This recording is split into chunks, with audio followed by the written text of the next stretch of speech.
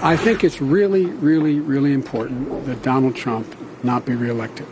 Could I die happily not having Hail the Chief play for me? Yeah, I could. That's not why I'm running. The irony is, the longer I've been around, the less that appeals to me. And it's not something that I can hardly wait to move in the White House. But I tell you what, I want to make those decisions. It just did not sound really excited about the prospect of becoming the President of the United States.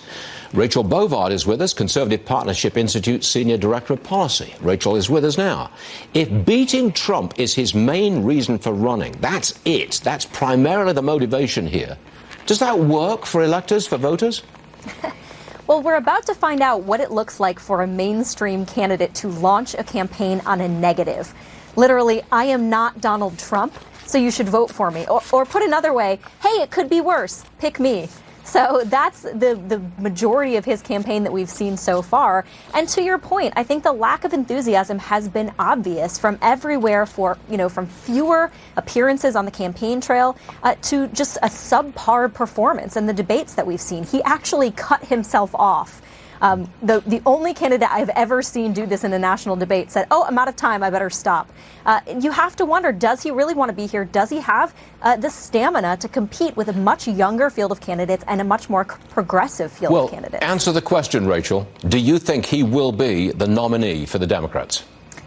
I don't. To be honest, I think that this party has swung so far to the left, I don't think Joe Biden has a chance. If you look at his voting record, he has been a conservative to moderate Democrat his entire career, which spans 36 years in the Senate and 8 years as vice president. I think this is going to come back to haunt him in a field that now wants nothing to do with that part of its history. Well, Rachel, if it's not Joe Biden, who is it? Well, you're seeing Elizabeth Warren creep up. You're seeing a lot of these progressive left candidates come out of the woodwork. Bernie Sanders is polling high, and so is Kamala Harris. Rachel, forgive me for interrupting you there, but look, Elizabeth Warren and Bernie Sanders are way out there on the left. Is it your judgment that the Democrats have gone so far to the left that they would actually put a socialist as the nominee for their party in the presidential election?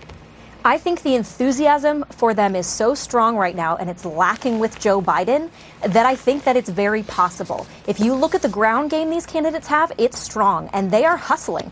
They are hustling where Joe Biden is not. And I think there's a lot of time and a lot of ground they can make up in the meantime. And yes, I do think this Democrat Party in many areas is now this far to the left. We've seen every candidate on the debate stage raise their hands that they want to decriminalize the border. Multiple candidates want to take away private health insurance. And, many of them now support abortion on demand. This is not your grandfather's Democrat Party. This is a progressive party. Got it. Rachel Bovard, thanks for joining us. We appreciate it. Thank you very much. My pleasure.